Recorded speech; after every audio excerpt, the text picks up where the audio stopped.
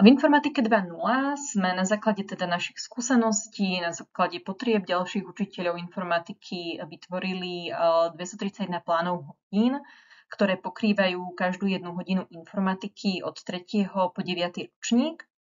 Každý plán hodín obsahuje prezentáciu pre žiakov, čiže pomocou projektora viete žiakov pekne previesť celou hodinou. Tento plán tiež obsahuje metodický plán hodiny, ktorý sa nachádza pod prvou snímkou časti poznámky pre prezentujúceho. Je tam zhrnuté, o čom je daná hodina, časová štruktúra hodiny, čo sa v ktorej časti hodiny deje. Tiež sú tam vypísané kľúčové slova, ako aj odkaz na spätnú väzbu na hodinu, čiže dotazník, ktorého vyplnenie trvá cca 3 až 5 minút. Tiež sme vytvorili aj cvičenia pre žiakov.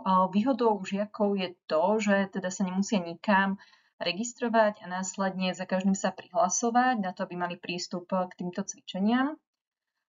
V pláne takisto nájdete návody a odkazy na porozumenie obsahu, čiže aj napríklad v nejakej téme sa necítite ako doma, alebo je o nejaký nový, presne digitálny nástroj, s ktorým ešte nemáte skúsenosti, tak si to môžete bližšie naštudovať. V informatike 2.0 sa snažíme o to, aby materiály boli pripravené na okamžité použitie na vyučovaní, ktorýmkoľvek učiteľom a učiteľkou. Nemusíte byť vyštudovaný informatik, aby ste boli schopní odučiť danú hodinu. Všetko potrebné nájdete v daných plánoch hodín.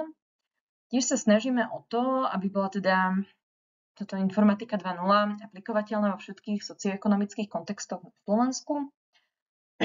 Žiaci prichádzajú z rôzneho prostredia, viac alebo menej podnetného, majú viac či menej digitálne gramotných rodičov, ktorí by im boli teda schopní podať nejakú pomocnú ruku. Teda aj rôznu dostupnosť k digitálnym technológiám. O tom si aj ešte niečo bližšie povieme za chvíľku. Informatika 2.0 je tiež modulárna, čiže pokrývame rôzne témy zo štátneho vzdelávacieho programu, ktoré sú roztriedené do modulov. To si tiež bližšie ešte priblížime. Materiály informatiky 2.0 sú dostupné zadarmo online na našej web stránke, keďže sme nezisková organizácia, podporujú nás rôzne firmy, jednotlivci, ktorým záleží na rozvoji digitálnych zručností v spoločnosti a tým pádom podporujú rôzne iniciatívy a jednou z takých vlastne iniciatív sme aj my.